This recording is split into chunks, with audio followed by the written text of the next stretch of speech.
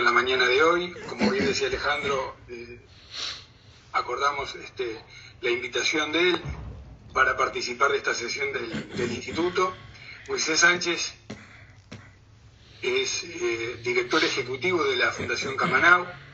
Es una fundación dedicada a temas científicos de desarrollo y tecnología digital y sobre todo de derechos humanos.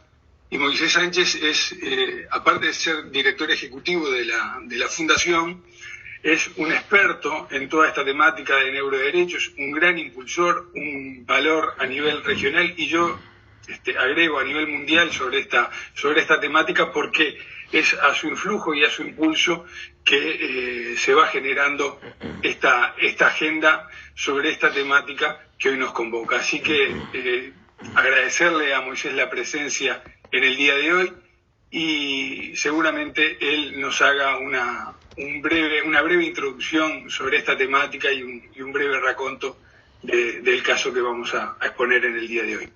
Moisés, buenos días, bienvenido, muchas gracias. Muy buenos días, José Antonio, y también a todos los miembros e integrantes del Instituto. Para mí es no solamente un placer, sino también un gusto estar conversando con ustedes, puesto que este tema de los neuroderechos pasó de ser de una conversación casi de café, de ciencia ficción, donde uno lo miraban como casi guionista de Black Mirror, esta serie de Netflix que habla de muchos temas de ficción, a ser un tema indiscutible, que indiscutiblemente forma parte de los debates jurídicos actuales, junto con los de inteligencia artificial, metaverso y otros. Y por lo tanto, de alguna forma, estar conversando en esta comunidad jurídica forma parte de ese proceso de maduración de un tema que hoy día, con esta sentencia que ya comentaremos, pasa a tener su certificado de mayoría de edad, además de otros hitos que han ido sucediendo. Dicho eso, también quiero agradecer especialmente a José Antonio por su también participación destacada, no solamente en la agenda de neuroderechos, con sus alcances laborales, sino también en el caso que llevamos adelante en Chile, que requirió el apoyo de muchos académicos y expertos a nivel global, y José Antonio fue uno de los que aportó un informe para que este caso generara convicción en la Corte y decidiera como decidió, es decir, en favor de establecer una suerte de principio precautorio respecto del ingreso de estas nuevas tecnologías. Así que muchas gracias, José Antonio, aprovecho la oportunidad para decírtelo nuevamente. Bueno, dicho eso, me encargó José Antonio de poder hacer una introducción al tema y quizás me gustaría hacer casi una reseña biográfica de cómo ha ido evolucionando, para dejarle después el pase y la mesa servida a José para que pueda tal vez mencionar algunos alcances del fallo, que me encantaría poder escucharlo, porque a veces uno, estando tan cerca, no se da cuenta de los impactos y alcances y de las distintas connotaciones jurídicas que tiene. Bueno, este tema surge, el tema surge a propósito de un documento, un paper, que el año 2017 publicó el Morningside Group, que es una agrupación de 27 científicos y miembros de la industria, pero preocupados por los impactos de las nuevas tecnologías, en la revista Nature. En esa ocasión determinaron cuáles eran los riesgos de las neurotecnologías a partir de las mismas investigaciones que el profesor Rafael Yuste, director del proyecto BRAIN en Estados Unidos, designado por Obama. Él en sus investigaciones determinó de que esto estaba avanzando a pasos bastante más rápido de lo que pensábamos y era necesario establecer salvaguardas. En ese paper se establecen distintas categorías de lo que se ha denominado hasta el día de hoy neuroderechos, categorías que son flexibles, por supuesto, donde están, por ejemplo, el tema de la autonomía, la agencia, la privacidad, el acceso equitativo a las neurotecnologías, los sesgos algorítmicos, entre otros. Y con el tiempo a este corpus se han ido agregando otro tipo de problemáticas jurídicas, como el de la continuidad psicológica, por ejemplo, que es una problemática que tiene muchos alcances jurídicos, que es cuando a las personas se exponen al uso de neurodispositivos, cómo cambia su forma de ser. Para decirlo bastante en lenguaje ciudadano, pasar de ser simpático a ser un hombre triste o persona triste, o al revés, digamos, no deja de ser algo que para algunos constituye un impacto en tu continuidad psicológica, y eso evidentemente merece un análisis jurídico.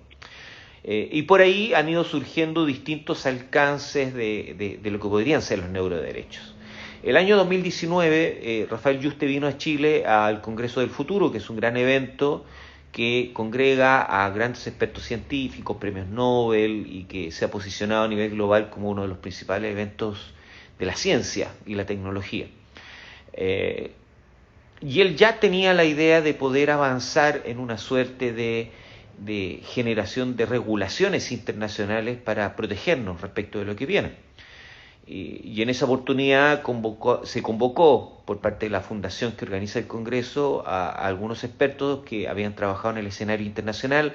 Ahí, bueno, me invitaron a mí, a Ciro Colombara, que es un gran abogado de derechos humanos también a nivel regional, somos muy amigos, y actualmente es el presidente de la Fundación Camanau, que es la organización a la que pertenezco.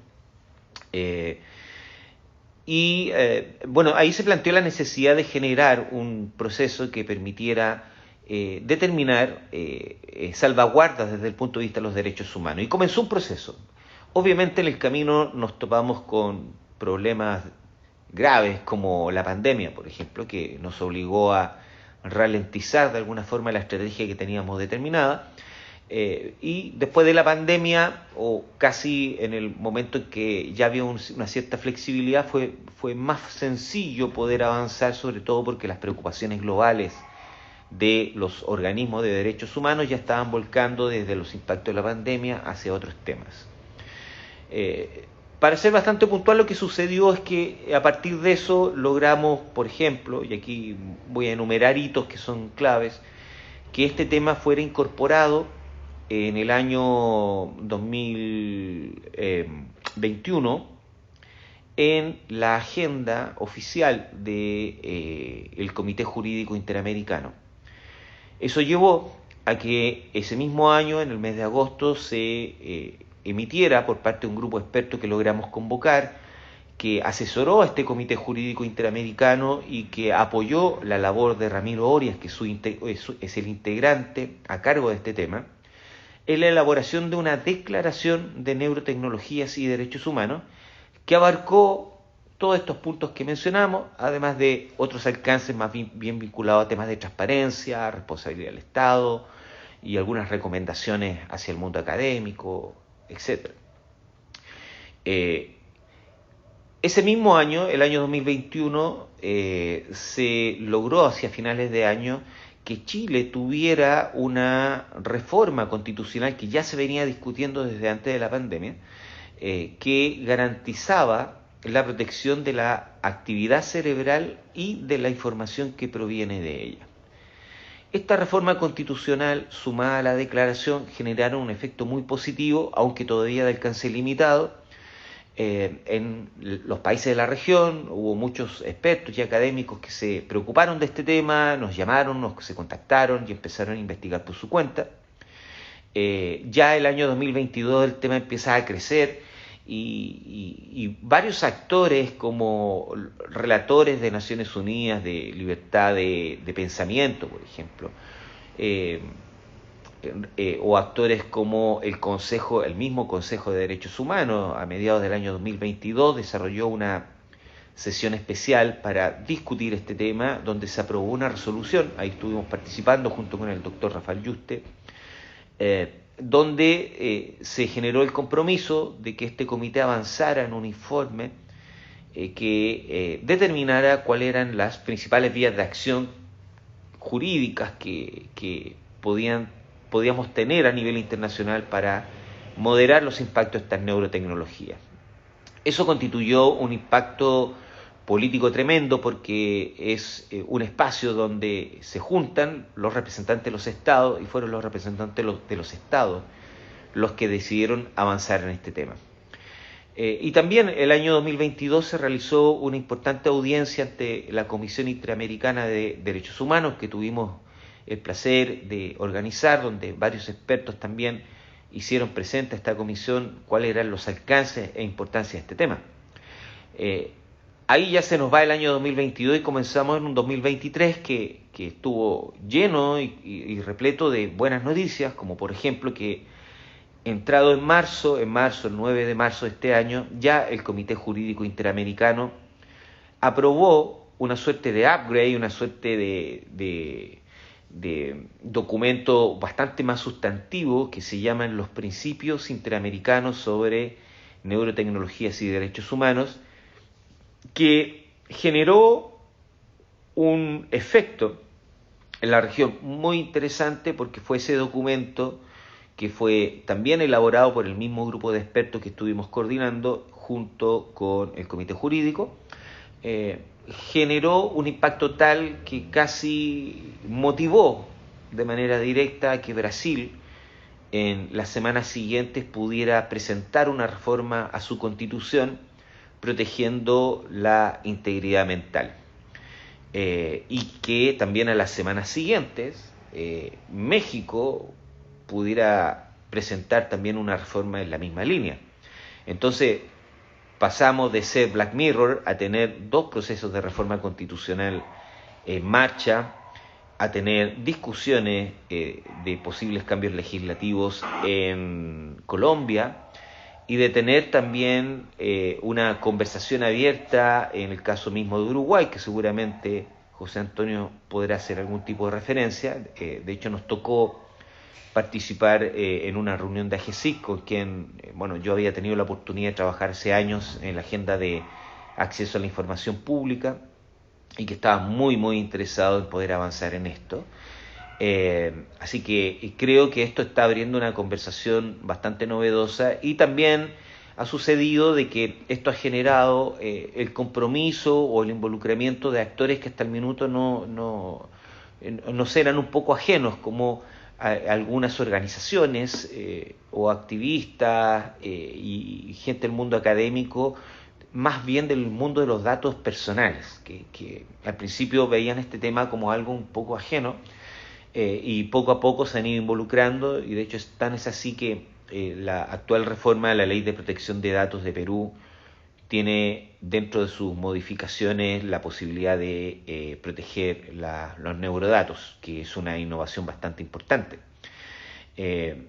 Así que, dicho eso, tenemos un escenario donde hoy día, a nivel latinoamericano, nuestra región está asumiendo el liderazgo de una conversación que ni siquiera en Europa se ha logrado instalar de una manera sólida. Hoy día mismo una académica española me escribió y me mandó un artículo que se publicó donde en España, en un diario de circulación legal, donde se analiza la sentencia que José Antonio explicará con más detalle, y que justamente hace los alcances de que tiene esa sentencia para el derecho español, que sabemos que tiene un estándar más alto en general en materia de protección de datos y que tiene una agenda muy ambiciosa en materia de inteligencia artificial y nuevas tecnologías, que creo que eso es un efecto bastante inesperado y del cual hay que tomar conciencia.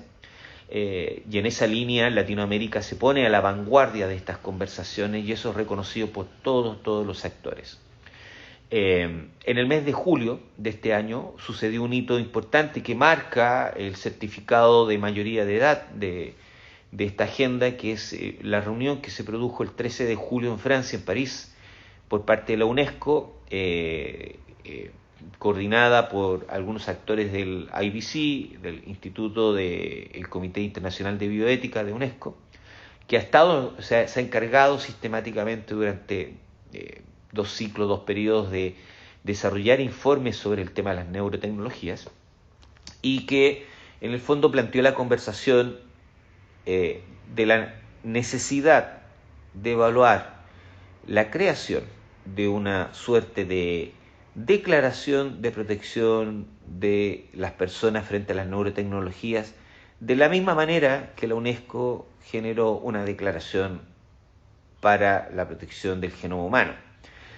Eso está indicando una ruta jurídica, una ruta de acción a nivel global, que marca ese certificado de mayoría de edad, marca un sendero, y en esa línea lo que hace la sentencia, más bien, más que crear cosas nuevas, es mostrar que también desde el punto de vista de los casos concretos esto es una realidad.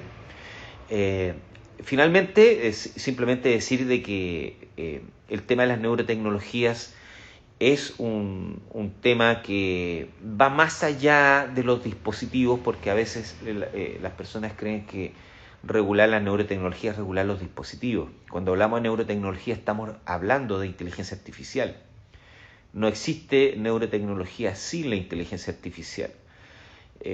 Las técnicas de decodificación son inteligencia artificial, están basadas en algoritmos complejos, y las técnicas que hoy día existen van a ser mejoradas año tras año, y la misma información que hoy día nos parece nebulosa, tal vez en 5 o en 10 años más, mediante el trabajo de los criptógrafos y la inteligencia artificial, va a poder tener una claridad, y por lo tanto cada día más, con la misma información que las compañías guardan en sus nubes, va a ser posible saber más cosas de cada persona, de cada ser humano, intenciones, pulsiones internas, incluso cosas que van más allá de lo que las leyes de datos protegen, y eso es lo que hace que esta agenda tenga una sensibilidad particular y que pone en duda hasta qué punto vamos a mantener los principios de autonomía, la dignidad humana, las libertades. Creo que ahí hay una discusión abierta que alcanza a distintos ámbitos, y aquí te dejo casi el pase, José Antonio, en el sentido de que esto ha abierto conversaciones en el mundo del derecho al consumo, por ejemplo, como hasta qué punto las ofertas que hacen estas compañías son extorsivas para capturar tus datos, hasta qué punto estos datos tienen que ser extraídos de una manera tan ruda y brutal como lo hacen ahora las compañías, que con regímenes de desprotección que son increíbles desde el punto de vista incluso de la protección de datos solamente. También en el mundo laboral, cómo estos neurodispositivos son usados por distintas compañías hoy, no mañana, o sea, hoy, o sea, eso se usa, y de hecho ayer me llegó una notificación de la misma compañía de Motif diciendo que habían sacado un nuevo dispositivo para el mundo del trabajo, que José Antonio maneja muy bien ese tema. Y así podemos encontrar distintas figuras y alcances. En otros ámbitos del derecho, por ejemplo, esto ha abierto discusiones del punto de vista de tributario, por ejemplo, de hasta qué punto, yo sé que en algunas jurisdicciones se ha hablado tasas de reemplazo del punto de vista laboral también, o sea, hasta qué punto tenemos que permitir el acceso a las nuevas tecnologías, y cómo eso plantea la conversación de generar una gradualidad a través del impuesto a tasa. Son conversaciones que no las teníamos visualizadas jurídicamente, pero que poco a poco se van abriendo, y me parece que este espacio es maravilloso para poder plantear eso, y por lo mismo agradezco la oportunidad de poder conversar con ustedes, y desde luego quedo abierto a todas las preguntas si es necesario. Muchas gracias.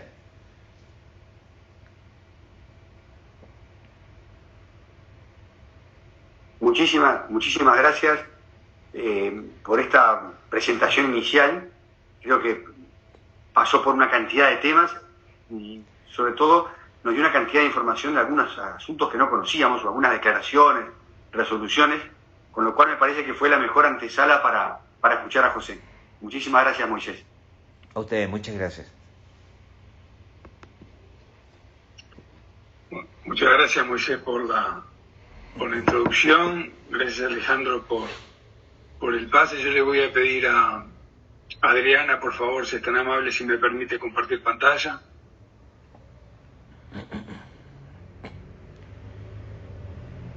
Pronto.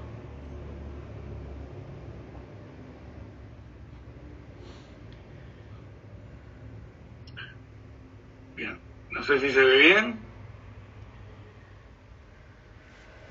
Listo, ya vemos. Ya está la presentación. Bien, perfecto. Bien, la presentación yo la voy a distribuir en cuatro bloques. Un primer bloque que tiene que ver con una brevísima reseña del caso y un análisis de la sentencia de de la Corte Suprema de Chile. Después una segunda parte que va a abordar algunos comentarios sobre el informe que elaboráramos como amicus curiae y que fuera utilizado por los patrocinadores del caso y que tuvo relevancia en la sentencia. Una tercera parte dedicada a lo que es el impacto de esta sentencia concretamente en el mundo del trabajo, y una última parte, una invitación que quisiera formularles. Entonces, vamos a ello. El caso que nosotros vamos a presentar, referido a la sentencia, es patrocinado por quien fuera el senador chileno, el señor Guido Girardi, el cual adquiere este dispositivo. Es un dispositivo de neurotecnología de la empresa Emotive Inc., concretamente el modelo Inside. Ahí estamos viendo una ilustración, es una suerte de vincha o de diadema que va colectando datos neuronales y funciona a través de un software desde una computadora, en el cual va interactuando y va tomando determinado tipo de datos, y ellos luego se suben a una nube de la propia compañía y se envían a determinado tipo de servidores y dispositivos que luego vamos a ir comentando. El ex senador Guido Girardi adquirió este dispositivo y luego, no consciente o no autoriza la colección de estos datos neuronales y decide iniciar una acción judicial. En primera instancia esto se presenta ante el Tribunal de Apelaciones de Santiago. Se recoge una sentencia de forma parcial, dándole la razón al ex senador, y el ex senador decide presentar un recurso ante la Corte Suprema chilena, y eso bajo el patrocinio del doctor Ciro Colombara, que es presidente de la Fundación Camanau, que, como ya quedó dicho, se dedica a cuestiones de tecnología y de derechos humanos. Bien, ahora sí, entrando a lo que es el análisis de la sentencia.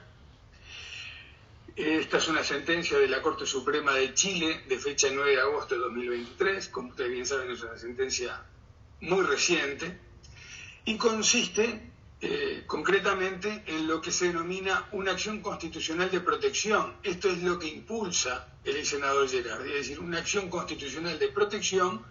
¿Denunciando qué? Denunciando la inadecuada protección a la privacidad de la información cerebral. Es decir, este dispositivo colecta información cerebral y él entiende que la protección que se brinda es inadecuada, por eso lleva adelante esta acción constitucional. Y basa, o fundamenta desde el punto de vista del derecho, esta vulneración de las garantías constitucionales contenidas en los numerales 1, 4, 6 y 24 del artículo 19 de la Constitución chilena. Básicamente, este es el sustento de la acción constitucional de protección que se presenta. Ahora bien, ¿cuáles son los riesgos a los cuales se ha visto expuesto o considera que se ha visto expuesto el promotor de esta acción? Y bueno, dice que este almacenamiento de información cerebral expone a riesgos como la reidentificación, la piratería o hackeo de datos cerebrales, la reutilización no autorizada de estos datos cerebrales, la mercantilización de los datos cerebrales, la vigilancia digital y la captación de datos cerebrales para fines no consentidos. Estos, digamos, son los riesgos a los cuales el promotor de la acción considera que se ha visto expuesto a consecuencia de la utilización de este dispositivo. Ahora bien, ¿qué es lo que solicita concretamente con esta acción? Bueno, En primer lugar, que la empresa modifique su política de privacidad de datos cerebrales. Luego vamos a detallar con mayor profundidad en qué consiste esa política de privacidad de datos cerebrales de la compañía Emotiv. En segundo término, lo que solicita es que la empresa se abstenga de vender el dispositivo Insight en Chile hasta tanto no modifique su política de privacidad de datos cerebrales. Un tercer punto es la solicitud de que la empresa elimine de forma inmediata de su base de datos la información cerebral del actor.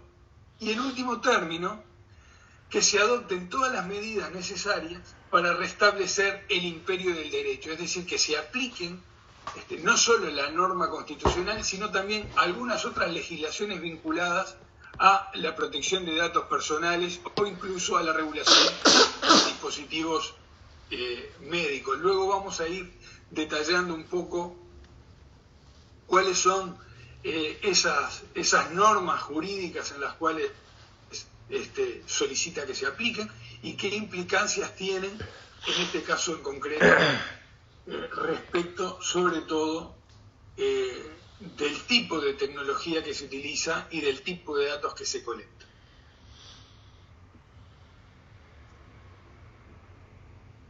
¿Qué es lo que establece el artículo 19, numeral 1, en su inciso final de la Constitución chilena? Este inciso final viene agregado por esta ley que comentaba Moisés y que había sido aprobada, la ley 21.383, que introduce esta modificación a la Carta Fundamental de Chile y dice concretamente que el desarrollo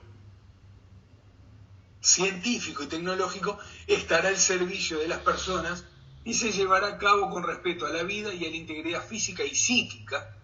La ley regulará los requisitos, condiciones y restricciones para su utilización en las personas, debiendo resguardar especialmente la actividad cerebral, así como la información proveniente de ella. Bien, este es el marco constitucional, la norma a la que se hace referencia. Esta sentencia tiene, desde nuestro punto de vista, desde nuestra perspectiva, aspectos claves. Los aspectos claves los consideramos nosotros, quizás ustedes puedan encontrar otros. Desde mi perspectiva yo entiendo y considero que los aspectos claves de la sentencia son, en primer lugar, lo que tiene que ver con las cuestiones de la privacidad mental, que es uno de los 5 neuroderechos propuestos por el neurobiólogo Rafael Yuste, que aquí ya fue mencionado. Es decir, los 5 neuroderechos, como ustedes bien saben, están vinculados a la continuidad psicológica o la identidad personal, el libre albedrío o la autonomía de las personas, la posibilidad de la privacidad mental, se refiere a los datos neuronales, obviamente.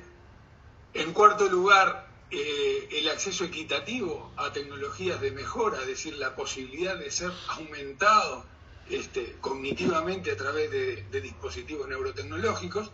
Y en último término, el quinto neuroderecho propuesto, que es el de no discriminación, que aquí también ya fue mencionado por Moisés, es lo que tiene que ver con sesgos algorítmicos. En definitiva, la sentencia trata únicamente de uno de los neuroderechos propuestos, pero el universo de neuroderechos es mayor. El otro aspecto clave de la sentencia y que nosotros consideramos es lo que tiene que ver con los datos neuronales con fines de investigación científica. Y esto es muy importante y luego lo veremos por qué. Por una norma chilena que nosotros vamos a mencionar y por las políticas de privacidad de la propia empresa. En tercer término, la necesidad de un consentimiento informado. Vamos a ver en qué consiste ese consentimiento informado para la ley chilena. Y en último término, todo lo que tiene que ver con las políticas de privacidad de la propia empresa.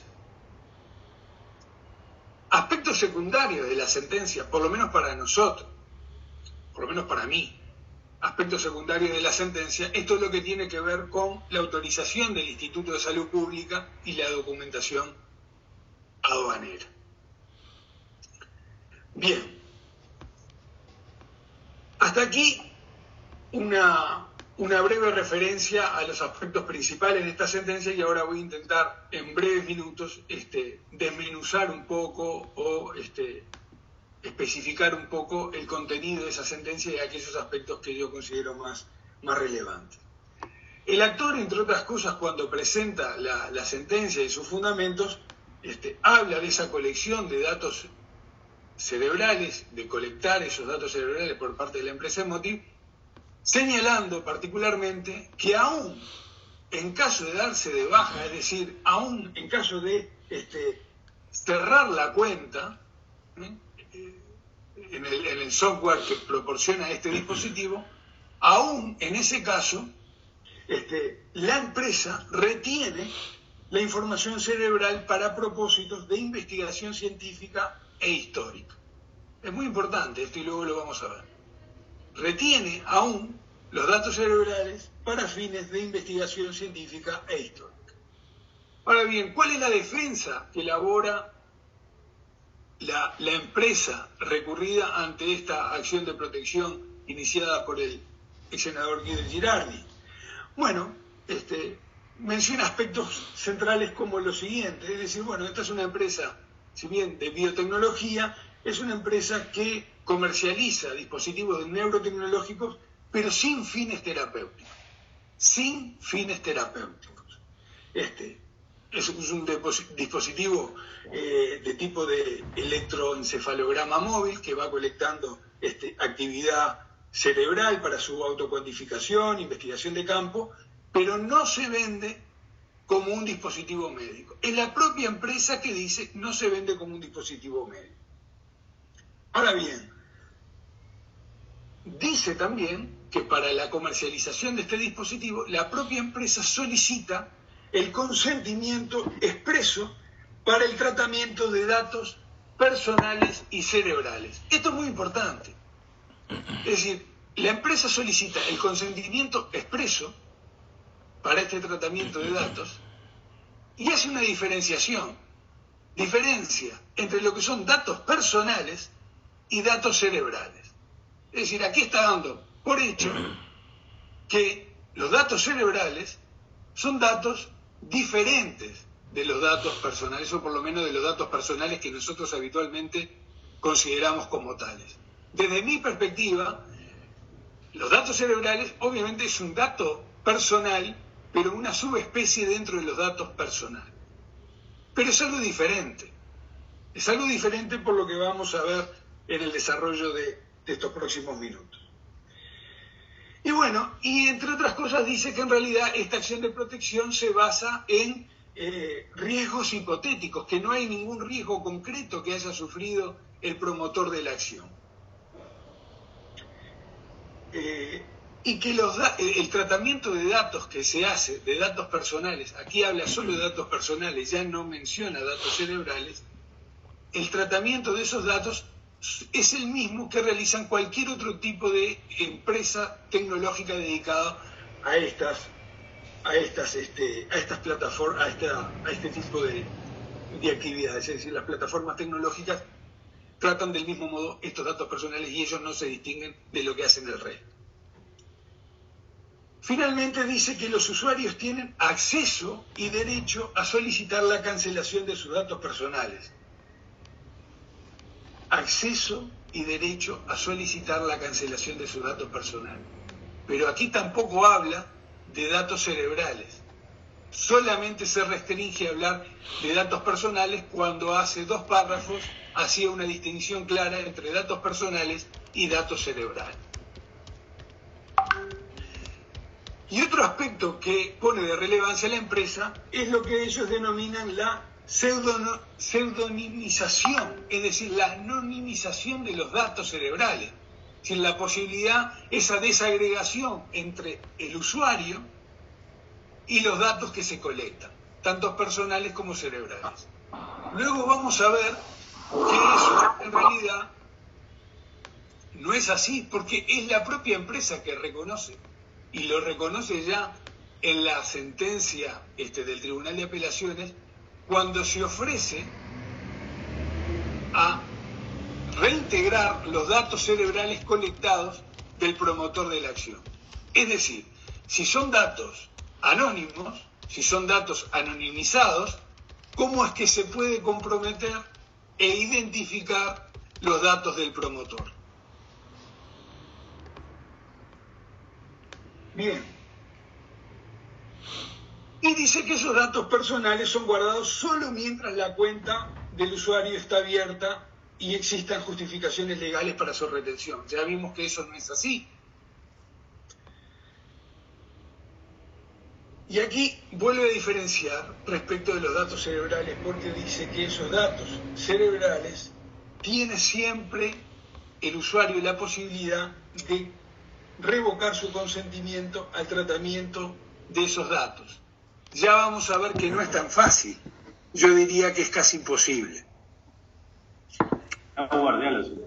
Y eso está vinculado a lo que tiene que ver con la política de privacidad de la empresa. Y finalmente, dice que los datos para investigación científica e histórica están separados de los usuarios, cosa que ya nosotros dijimos que no era así. Y habla aquí que esos datos, si no son personales, son datos cerebrales por la propia distinción que la propia empresa ha realizado.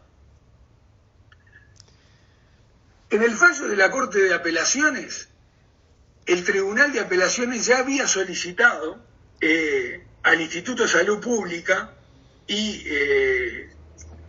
información acerca de si había algún tipo de registro de autorización respecto de este dispositivo, y eso el Instituto de Salud Pública respondió que no existía ningún tipo de registro ni autorización previa. Y también solicitó información al Servicio Nacional de Aduanas respecto de constancias de importación de este tipo de dispositivos, y tampoco se encontró registro. Es decir, no hay una trazabilidad respecto de la importación de este tipo de dispositivos, cuántos dispositivos se importan, qué utilización se le da y de qué tipo son. En los numerales cuarto, quinto y sexto, la sentencia hace referencia a la norma constitucional, a otros instrumentos internacionales de protección de la privacidad en materia de derechos humanos. Nosotros no nos vamos a detener ahí, haciendo algún tipo de consideración respecto de los impactos que tienen este tipo de neurotecnologías en la sociedad actual, sobre todo con consecuencias no previstas hasta hace muy pocos años, hasta hace muy poco tiempo. Pero es importante el numeral sexto, porque a consecuencia de esta norma constitucional, del artículo 19, en ese inciso primero, en el numeral primero, inciso final, dice que ese inciso final añadió a la Constitución un mandato directo al Estado de protección sobre estas tecnologías. Es decir, la Corte Suprema de Chile entiende que de este artículo constitucional se infiere un mandato directo al Estado para que de forma proactiva prevenga y tome cartas en el asunto respecto de la protección de este tipo de tecnologías. Pero el numeral fundamental de la sentencia es el numeral séptimo. Porque ese numeral séptimo, en mi opinión, es el que habla del tipo de consentimiento que tiene que tener el usuario respecto de este tipo de tecnología. Hace mención al artículo 11 de la ley 20.120 de Chile, que refiere sobre investigación científica en el ser humano, en su genómena, y prohíbe la clonación humana. Es decir, y ese artículo 11 habla de que toda investigación científica en un ser humano deberá contar con su consentimiento, no solo previo, sino expreso, cosa que también hacía mención la propia empresa, de que solicitaban el consentimiento expreso, Pero este consentimiento que se solicita por esta ley es un consentimiento mucho más rígido, más restricto, porque no solo necesita que ese consentimiento sea previo y expreso, sino que ese consentimiento debe ser libre e informado. ¿Y qué se considera para esta ley un consentimiento informado? Bueno, es cuando la persona que debe prestar ese consentimiento conoce los aspectos esenciales de la investigación, en especial su finalidad, los beneficios, los riesgos y los procedimientos o tratamientos alternativos. Y aquí especifica que para ello debe haberse proporcionado información, pero con estas características. Debe ser una información adecuada, una información suficiente y una información comprensible por la persona. Además de solicitar que expresamente se autorice la posibilidad de revocar ese consentimiento en cualquier momento. Pero aparte establece una formalidad. Ese consentimiento debe de constar en un acta firmada por la persona que ha de consentir en la investigación. Debe de aparecer también la firma del director responsable de esa investigación y debe aparecer la firma del director del centro o establecimiento donde esa investigación se va a llevar a cabo. Todas estas cosas no figuran en el consentimiento prestado en este dispositivo de MOTI, claramente. Entonces, vemos que ese consentimiento informado es clave en este tipo de tratamiento de datos con fines científicos, que obviamente el tratamiento científico excede a lo que podría ser un tratamiento terapéutico o un tratamiento médico. Consentimiento específico que indique además el propósito y fin de la investigación correspondiente. Y como quedó dicho, lo que hace es, se mandata al Estado en otorgar una especial atención y cuidado en su revisión por parte del Estado respecto de esta cuestión. Este consentimiento o estas tecnologías deben ser tratadas en entornos estrictamente médicos, pero claramente la utilización de estos dispositivos trasciende esos ámbitos. Trasciende porque aparte es reconocido por la propia empresa. Finalmente, las garantías constitucionales son las que dan marco y mandatan al Estado en esa protección. Ahora bien, ¿cuál es el fallo final de la Corte Suprema de Chile? Bueno, establece dos fallos concretos. El fallo abarca dos cuestiones concretas, es decir, no se expide sobre todo lo solicitado, sino sobre algunos aspectos. En primer lugar, mandata al Instituto de Salud Pública y a la autoridad aduanera a que realicen una evaluación previa a efectos de, en primer lugar, la comercialización y el uso de este dispositivo en Chile, y en segundo término, en determinar si el manejo de datos es acorde a la normativa citada en la sentencia. En la sentencia se cita, además de la ley 20.120 de tratamiento científico, la ley de datos personales de Chile. Pero como quedó dicho, aquí estamos hablando de datos personales y estamos hablando de datos cerebrales, que implican un plus. Y en último término, establece, y esto sí está solicitado expresamente por el recurrente, es la eliminación de información almacenada en la nube o portales respecto al recurrente. Es una eliminación de información de forma inmediata que está solicitando la Corte. Como vemos, en definitiva, el fallo solamente atiende a una de las cuestiones concretamente solicitadas por el recurrente. Pero es muy importante.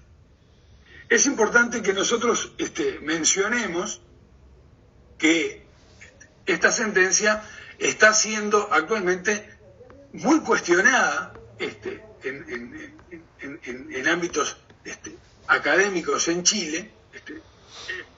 Hay evidentemente estudiosos que cuestionan la sentencia por lo que dice y por lo que no dice. Y también es verdad que esta sentencia no deja de ser un hito importante en materia de neuroderechos, porque pone en el centro esta problemática, una problemática que no está todavía en el foco de atención, por lo menos aquí en Uruguay. Aquí se hace mucho hincapié en lo que tiene que ver con la inteligencia artificial, ChatGPT, pero los neuroderechos recién se están poniendo en agenda, al contrario de lo que sucede en otros países de la región, como fue explicitado por Moisés Sánchez. Pero evidentemente esta sentencia es un caso paradigmático a nivel mundial, porque es la primera sentencia que refiere a afectaciones de los denominados neuroderechos y a la utilización de neurotecnologías y el tratamiento de datos cerebrales. Con lo cual es un hito muy importante y así ha sido destacado. Entonces, la sentencia evidentemente tiene otras aristas. Nosotros no nos vamos a detener porque esas otras aristas son en clave de derecho interno chileno, pero sí es importante resaltarla, porque como comentaba ayer Moisés Sánchez en otra actividad muy interesante que se hizo respecto de esta sentencia, y que hubieron muchos comentarios de los cuales yo estoy haciendo referencia ahora, dice, en realidad hacía un símil futbolístico. Decía que esta sentencia, si bien no había sido un gol bonito, había sido un gol en una jugada entreverada, pero en definitiva se había convertido el gol, no de la mejor manera, no de la manera que quizás se hubiese esperado, pero lo cierto es que marca un mojón en esta temática de neuroderechos y en la utilización de neurotecnologías. Ahora bien, ¿en qué se basa el informe que nosotros aportáramos, como nos fuera solicitado en calidad de amicus curiae para este tema? Bueno, nosotros lo hicimos junto a otros dos expertos. Se presentaron otros dos informes, uno por el doctor José Ángel Marinaro, que es experto en temas de neuroderechos y neurotecnologías, pero en su formación de abogado y desde una perspectiva del derecho penal, y también otro informe presentado por el doctor José Manuel Muñoz, que es licenciado en Biología por la Universidad de Valencia y doctor en Filosofía de la Ciencia por la UNED. Es experto también en temas de neuroderechos y neurotecnologías, actualmente haciendo una pasantía y desarrollándose en la Universidad de Berkeley en California. Y bueno, nosotros presentamos nuestro informe desde una perspectiva laboralista. ¿Por qué desde una perspectiva laboralista? Bueno, porque estos dispositivos claramente se utilizan en el ámbito laboral. Se utilizan en otros, pero fundamentalmente en el ámbito laboral, como vamos a verlo en breves minutos.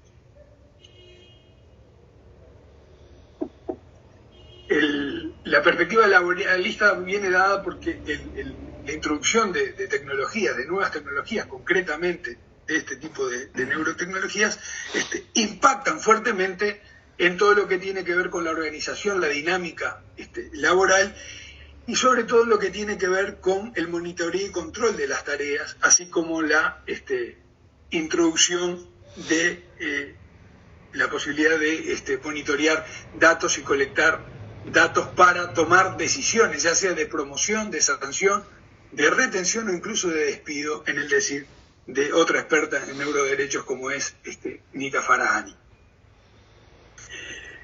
Como expresara Pilar Rodríguez, la peculiaridad del derecho del trabajo respecto al derecho a la intimidad consiste en que el empleador tiene una oportunidad mucho mayor de violarla ya que por un lado el trabajador mediante el contrato de trabajo pone a disposición de este sus energías y su capacidad laboral durante buena parte de su vida vital, y por otro porque en el contrato de trabajo, como ustedes bien saben, hay una relación de supremacía del empresario respecto del trabajador. Carrasco Fernández hablaba del panóptico laboral, yo no me voy a extender en esto, ni en conceptos de capitalismo de vigilancia, pero en definitiva va por ese lado. Y tengo que mencionar al profesor Carlos Casalar, que refiere a los derechos fundamentales en el marco de la relación laboral, y él habla sobre el derecho a la intimidad, y este autor menciona que en el contrato de trabajo, cuando hablamos de derecho a la intimidad, refiere a un conjunto de características biológicas, psicológicas, éticas, espirituales, socioeconómicas y biográficas de una persona, en la medida que forman parte de su vivencia o conciencia. Y ahí alude a un determinado contenido de estos derechos a la intimidad, y entre ellos menciona circunstancias sanitarias. Yo entiendo que pueden ser sanitarias o no, porque aquí habla también concretamente no solo de enfermedades, y sí también de estados mentales. Esta palabra, este concepto de estado mental es muy importante para el tema que estamos abordando de los neuroderechos y sobre todo de las neurotecnologías y los datos cerebrales. Entonces, esta mención expresa por parte del profesor Casalar es muy interesante. Ahora bien, ¿cómo se presenta la empresa Emotiv? Bueno, la empresa Emotiv se presenta de esta manera. Es una empresa somos desbloqueadores del cerebro humano y decodificadores de la experiencia humana. Desbloqueadores del cerebro humano y decodificadores de la experiencia humana. Y presentan una serie de dispositivos, el Insight es uno de ellos, pero tienen otros, en el cual promete mejorar la experiencia personal dentro del ámbito laboral. Y hace referencia a lo siguiente: de media, esto lo dice la propia empresa, de media pasamos un tercio de nuestra vida en el trabajo. El mundo empresarial moderno está más activo, rápido y prolífico que nunca. Es fácil sentirse abrumado. Aproveche el potencial de la neurociencia para medir el estrés y la tensión, para ayudar a impulsar el bienestar, la productividad y la seguridad en el lugar del trabajo. Es decir, la empresa hace una presentación fundamentalmente centrada en el ámbito laboral. Estos dispositivos evidentemente tienen un objetivo, una orientación prioritaria al ámbito empresarial, al ámbito laboral, y anima a lograr sensaciones de bienestar en el lugar de trabajo mediante soluciones empresariales de neurotecnología. Es una presentación muy atractiva, muy amigable, impulsando, motivando a adquirir este tipo de tecnología. El Emotiv no puede leer pensamientos o sentimientos, permítanme que yo agregue por ahora, pero puede proporcionar información fácil de entender sobre el nivel de estrés y distracción para informar sobre el bienestar, la seguridad y la productividad en el lugar de trabajo. Ahora vamos a hablar de las políticas de privacidad de Emotiv. Bien, hay unas políticas de privacidad que se rigen por 3 principios rectores: el de la transparencia, la simplicidad, el contralor. Le damos el control sobre la información que nos proporciona y le ayudamos a tomar decisiones informadas, y le damos ese control para que usted sepa cómo se usa, cómo se comparte y cómo se retiene. Ya vamos a ver que estos son solo palabras y que evidentemente eso no es así. ¿Qué datos se colectan? Bueno, entre otros datos que se colectan están los datos de electroencefalografía, bioseñales eléctricas recopiladas con dispositivos Emotiv y cualquier tipo de monitoreo relacionado a salidas de sensores de movimientos, marcadores de tiempo de eventos gestuales, movimientos oculares, respuestas de encuestas, opciones y preferencias, estímulos auditivos, visuales, otros estímulos sensoriales. Y esto también incluye información que puede inferirse de las fuentes anteriores, ya sea sola o en cualquier combinación. ¿Cómo se recopila esta información? Bueno, cuando el usuario crea una cuenta con Emotiv, inicia sesión en el servicio, interactúa con los servicios, cargue o genere contenido, se comunica con nosotros, responde a una comunicación o una interacción, o decide participar de un experimento. Nunca se especifica qué tipo de experimento, pero evidentemente son experimentos de tipo científico, no se termina de especificar. Y bueno, también vincula información que puedan compartir ellos mismos con terceros o que obtengan de terceros. Y siempre, entre otras cosas, que ese procesamiento de información resguarde los intereses legítimos de la empresa, entre otros, pero los intereses legítimos de la empresa. ¿Cuáles son esos intereses legítimos? Y bueno, dice que esas categorías de información que van colectando, cuando creen hacerlo de forma favorable para ellos, refieren a intereses que permitan operar y mejorar nuestro negocio, los productos y los servicios, el mercadeo de nuestros productos y servicios. ¿Cómo y con quién compartimos esta información? Dice la empresa. Bueno, la información la podemos compartir con proveedores de servicios externos, agentes que trabajan en nuestro nombre y nos brindan servicios relacionados, asesores profesionales externos, en fin. Ahora bien, Emotiv, los datos de electroencefalografía individualizados los puede colectar y retener para experimentos con terceros con fines de investigación científica e histórica. Fines de investigación científica e histórica. Recuerden el tipo de consentimiento que solicita la ley chilena para este tipo de investigación científica. Un consentimiento previo, expreso, libre e informado, con las formalidades que ya fueron dichas. Nada de esto se cumple aquí. Bien. ¿Qué es lo que puede hacer Emotiv con esto? Bueno, puede venderla, transferir, compartir parte o la totalidad de la información de los negocios, comercios activos, incluidas información personal,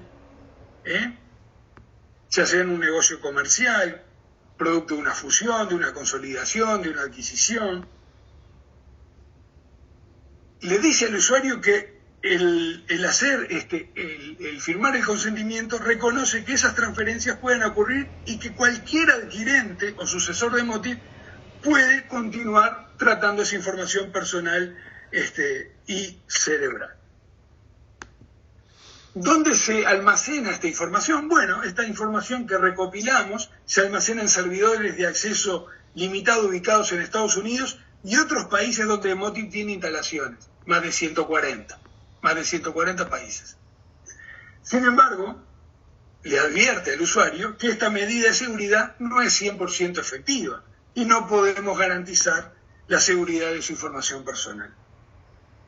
Y finalmente le dice que conservamos los datos de electroencefalografía, es decir, los datos cerebrales, para fines de investigación científica e histórica. Eso se reitera. Bien. Los servicios que se contratan con terceros o se adquieren de terceros, se advierte que pueden tener sus propias políticas de privacidad con respecto a la privacidad o ninguna política en absoluto. Esto se dice de forma expresa. ¿Pueden tener o no pueden tener? No pasa nada.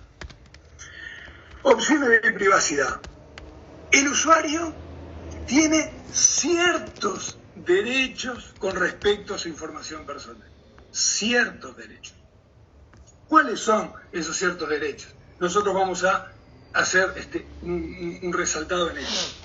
En el borrado, con excepción de los datos de electroencefalografía y datos de experimentos, con fines científicos.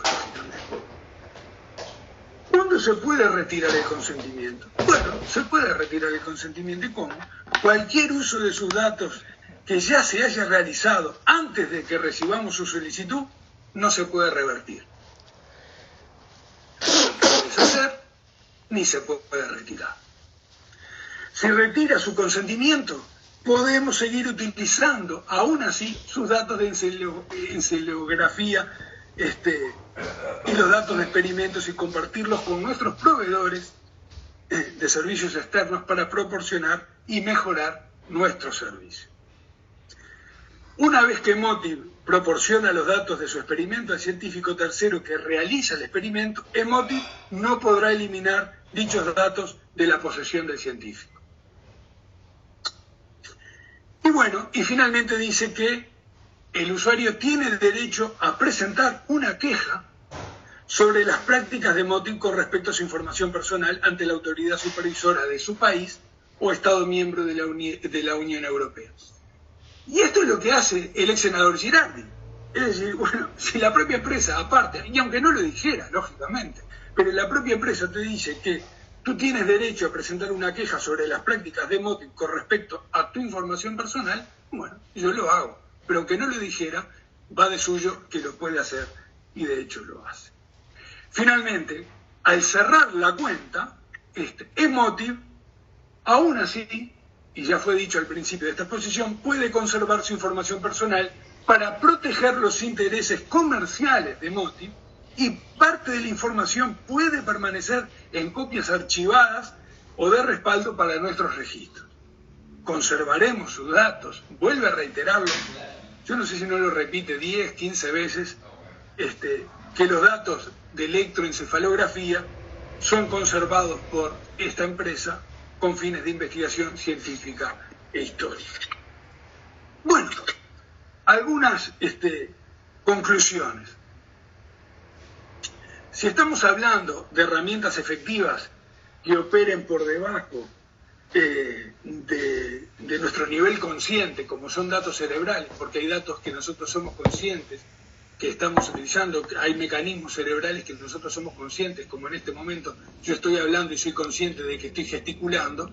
Hay otros datos que son inconscientes, que mi cerebro ya está tomando decisiones sin que yo sea, vuelvo a reiterar, consciente de esas decisiones y que pueden dar cuenta de mi personalidad, de algún tipo de reacción, de tendencias que yo pueda tener, de las cuales todavía se están procesando y yo no soy consciente de eso y sin embargo esos datos se están colectando y a través de inteligencia artificial o de machine learning procesar esa inmensidad de datos y sacar conclusiones, sacar patrones, tendencias conductuales, entre otras cuestiones. Bien. Necesitamos entonces un marco jurídico que paradójicamente, como dice Ignacio Beltrán de Heredia, nos dé amparo frente a nosotros mismos y obviamente también frente a quienes quieren aprovecharse de nuestros actos por debajo de dicho umbral. Aquí las neurotecnologías, en definitiva, no solo podrían amenazar con manipular al individuo, sino también crean una nueva amenaza en cuanto al manejo incorrecto de los datos que contienen. El uso generalizado de neurotecnologías traerá consigo un aumento significativo en el volumen de datos al cual tiene acceso estos dispositivos. Esto nos provoca el riesgo de incurrir en problemas de seguridad y privacidad de los datos, ya que estos riesgos aumentan exponencialmente y no sabemos qué destino se le va a dar a estos datos y con qué finalidad. En este sentido, este caso es un caso paradigmático. Se desconoce el destino final de los datos neuronales a los que los dispositivos de Emotiv tienen acceso y a su vez las políticas de privacidad de Emotiv no hacen más que dar cuenta de la opacidad en el procesamiento y el tratamiento de los mismos, razón por la cual, sin más dilaciones, se requiere, en nuestra opinión, de una regulación legal que ponga a resguardo los derechos humanos, o más precisamente, los neuroderechos humanos, específicamente los vinculados a la privacidad mental, porque en definitiva, los derechos humanos son una toma de postura, la de la dignidad humana. ¿Cuál es su implicancia en el mundo del trabajo? Y bueno, este es un ejemplo claramente de su implicancia en el mundo del trabajo. El hecho de que hoy estemos aquí compartiendo y debatiendo sobre esta temática, nada más ni nada menos que en el Instituto de Derecho de Trabajo y Seguridad Social, junto a todos ustedes, es una implicancia en el mundo del trabajo de esta sentencia. otras implicancias. Lógicamente, todo lo que viene por delante, actividades de difusión académicas que se puedan llevar adelante, preguntas que van surgiendo. ¿Es necesario una regulación específica sobre esta temática? Yo creo que sí. Ahora bien, ¿de qué nivel? ¿En la Constitución? ¿En una ley general? ¿En una ley específica? ¿Alguna modificación, como puede ser lo que se está llevando a cabo en Perú, la ley de modificación de datos personales?